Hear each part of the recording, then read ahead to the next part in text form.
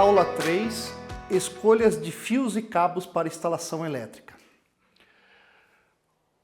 Quando a gente está falando sobre fios e cabos, o que nós temos que levar em consideração é o dimensionamento dos mesmos. Porque isso vai impactar bastante na questão do preço das instalações. O dimensionamento é feito segundo as normas. A ABNT, Associação Brasileira de Normas Técnicas, define várias normas, várias NBRs, normas brasileiras, que vão nos auxiliar para a instalação de vários equipamentos. Dentre as NBRs, nós também temos as NRs, que são as normas regulamentadoras. Essa tem peso de lei e devem ser seguidas para não termos ações cíveis e criminal. A norma NBR 5410 fala sobre instalações elétricas em baixa tensão. Essa é a principal norma que nós devemos seguir nas instalações de equipamentos. Circuitos de iluminação. Então, nós definimos vários tipos de circuito durante uma instalação elétrica. Circuitos de iluminação, circuitos de força e circuitos de sinalização. Segundo a norma NBR 5410, os circuitos de iluminação devem ter, no mínimo, utilizar cabos de 1,5 milímetro. Para circuitos de força, a norma estipula, no mínimo, cabos de 2,5 milímetros. E para circuitos de sinalização,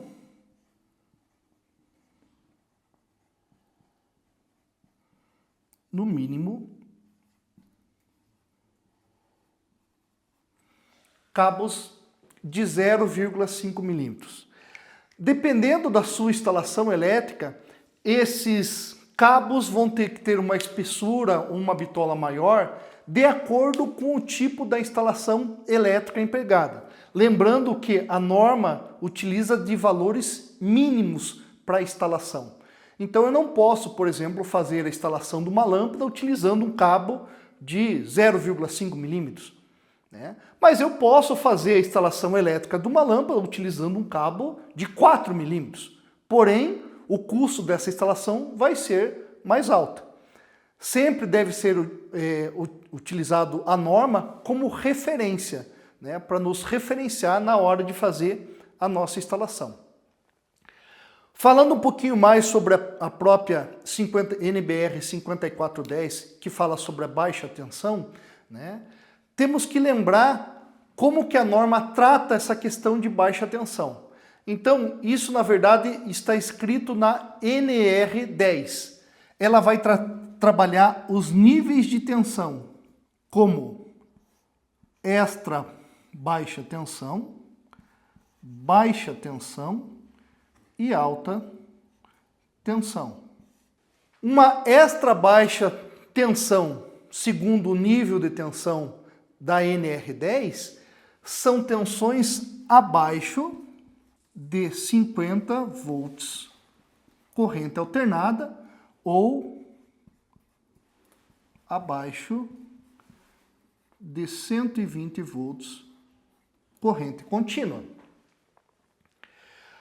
Baixa tensão se classifica como acima de 50 volts alternada até 1000 volts alternada ou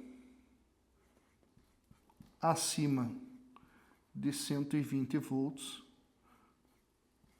corrente contínua até 1500 volts corrente contínua. E a alta tensão acima de 1000 volts alternada ou acima de 1500 volts contínua. Então, essas são as faixas segundo os níveis de tensão pela norma NR10. Então, como é comum tensões na faixa de 127 volts alternada ou 220 volts alternada, ele se enquadra na questão de baixa tensão. Até mesmo 380 volts se enquadra como baixa tensão. Alta tensão somente acima de 1000 volts. Toda a instalação elétrica que trabalha com baixa tensão deve ser feita por profissional que tenha o curso de NR10, que trata a parte de baixa tensão. Só não é exigido a NR10 para quem trabalha com extra baixa tensão. A exigência da NR10 se dá em baixa tensão e alta tensão. Tipos da instalação. Essa instalação elétrica, ela pode ser feita em parede de alvenaria, ela pode ser feita com eletrodutos de PVC, ela pode ser feita em eletrocalha, ela pode ser feita aterrada. Dependendo de cada tipo da instalação elétrica, isso vai fazer com que, através de tabelas que existem na norma NBR 5410, você consiga classificar o tipo da instalação elétrica. Além do tipo da instalação elétrica, deve ser considerado a quantidade de cabos carregados, né? Aí nós temos que voltar para o conceito de fase, neutro e terra.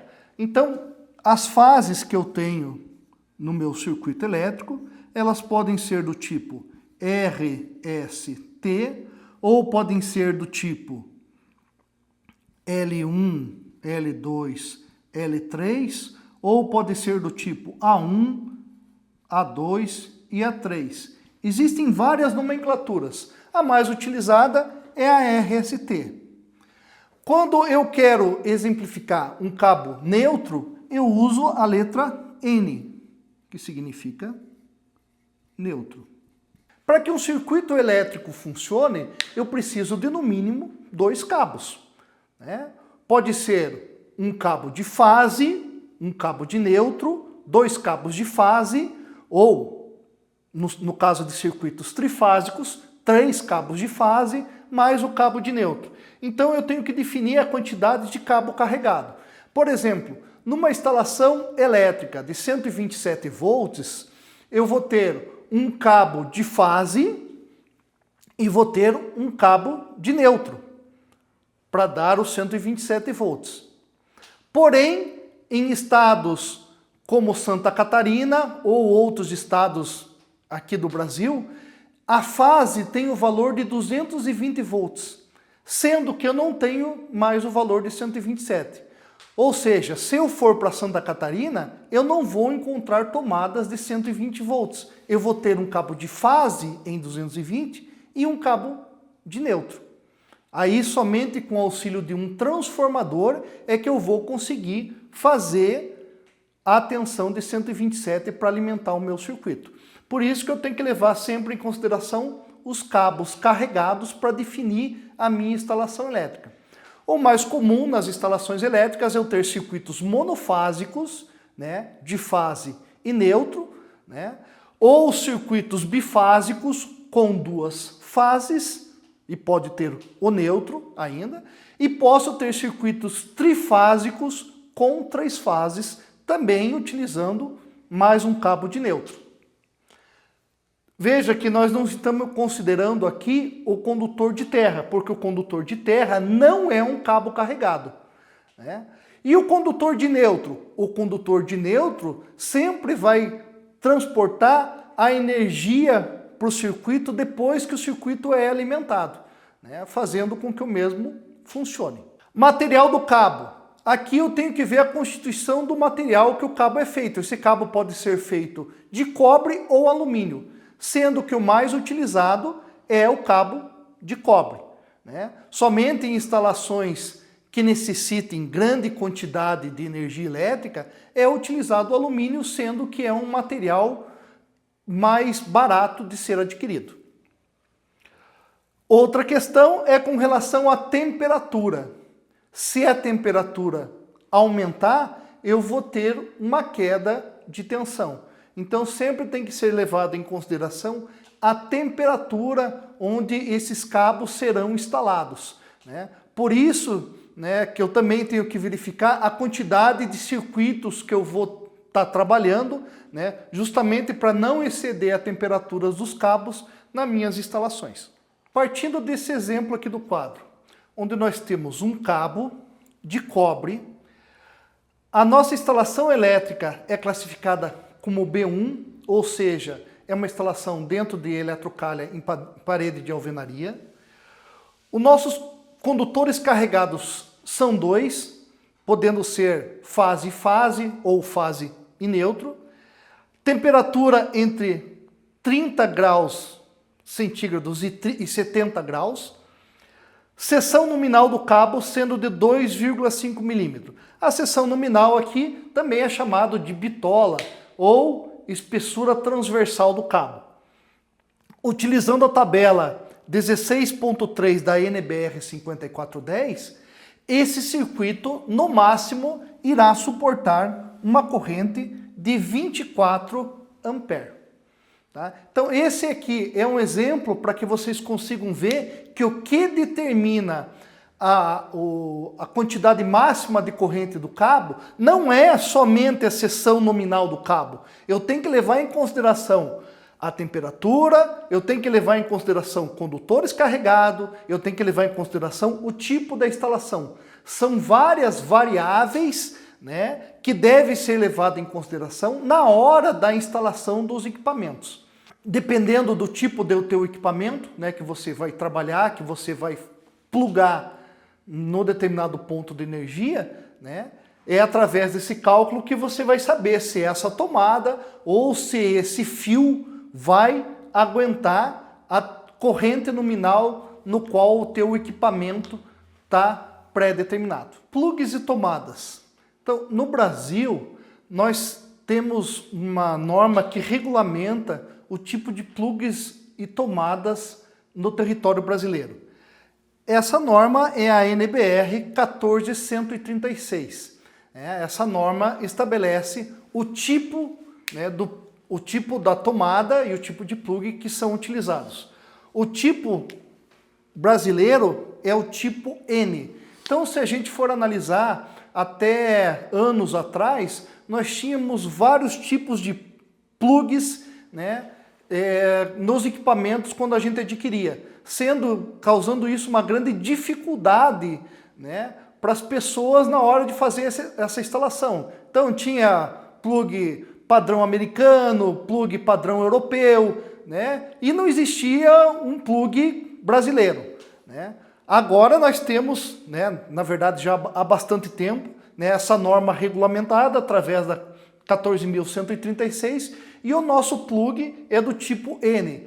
É o plug tipo piramidal, né? Então ele tem o formato piramidal e ele é composto de 3 pinos, né?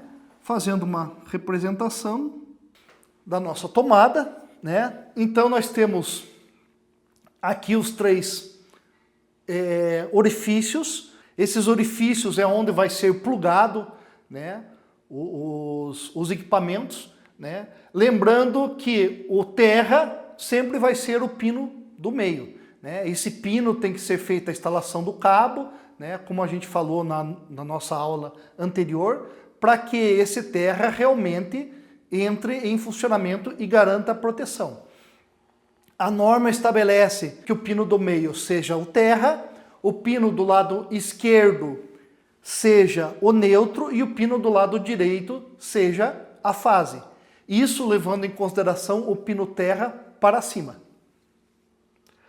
Temos também a questão das tomadas industriais, né? As tomadas industriais, né, também são utilizadas, né, geralmente nas indústrias para a gente fazer a conexão das máquinas e equipamentos, né, facilitando a sua remoção, né, e as suas instalações em diversos locais.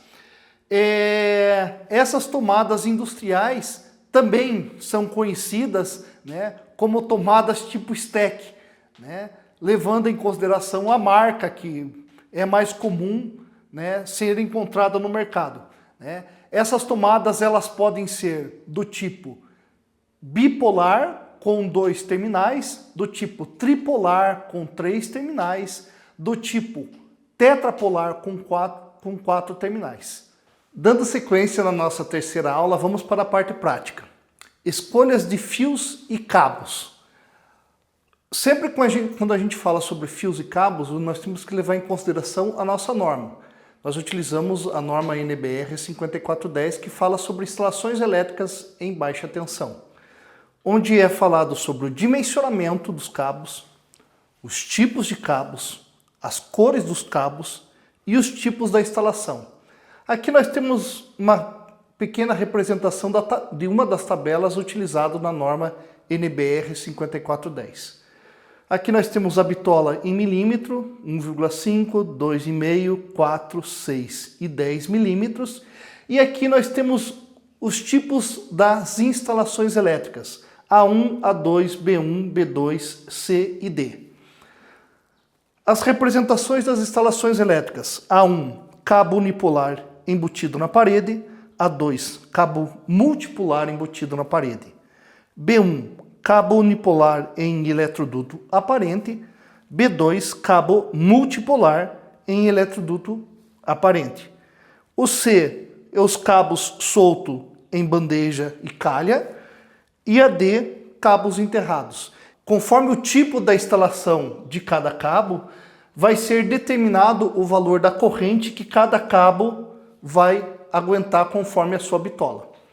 Exemplo, se nós for utilizar o cabo de 2,5 milímetros em uma instalação de alvenaria embutida, vários cabos, ele vai aguentar no máximo 18,5 amperes. Se a gente for fazer uma instalação com um cabo de 1,5 milímetros, numa mesma instalação de alvenaria, esse cabo irá aguentar no máximo uma corrente de 14 amperes. Então, conforme o tipo da instalação, o tipo de cabo, o dimensionamento, é que a gente vai ter segurança nas instalações dos nossos circuitos. Então vamos falar sobre o dimensionamento de cabos. Como é que a gente faz o correto dimensionamento do cabo? Vamos começar pelo cabo de cobre flexível. O dimensionamento tem que ser levado em consideração o comprimento da instalação, né? Quantos metros de instalação que você deseja fazer. Deve ser levado em consideração o tipo do material, se o cabo é de cobre, se o cabo é de alumínio. Deve ser considerado a espessura do cabo, ou seja, a seção transversal desse cabo, e também a temperatura no qual esse circuito vai trabalhar, levando em consideração uma temperatura aí de no máximo 30 graus. Vamos falar também sobre as cores do cabo. Segundo a NBR 5410, podemos utilizar para condutores qualquer cor, desde que não seja a cor azul claro, que é utilizado para dimensionamento de cabos neutros, e também a cor verde com listras amarelas, que é utilizado para os fios de terra. Temos também os cabos PP, onde são utilizados, neste caso, duas vias de cabos normais. Temos PP de 2 vias, 3 vias, 4 vias, depende do tipo da nossa instalação. O cabo PP é constituído de uma parte de proteção plástica, sendo que os cabos no seu interior também possuem proteção em PVC. Esse cabo é bastante utilizado em instalações externas, pois oferece dupla proteção, uma proteção do cabo fora e mais a proteção do cabo interno. Também na área de eletrônica, para distinguir os polos positivos e negativos, utilizamos cabos vermelho como sendo positivo e cabos pretos como sendo negativo. Os cabos são de fundamental importância para o circuito elétrico, pois é através deles que fazemos o transporte da energia elétrica de um ponto a outro. Uma instalação bem dimensionada irá garantir o correto funcionamento dos nossos equipamentos, evitando o sobreaquecimento ou evitando que o nosso equipamento pare de funcionar. Além de cabos de materiais condutores, temos também as fibras óticas, que são bastante utilizados hoje em dia na parte de telecomunicação.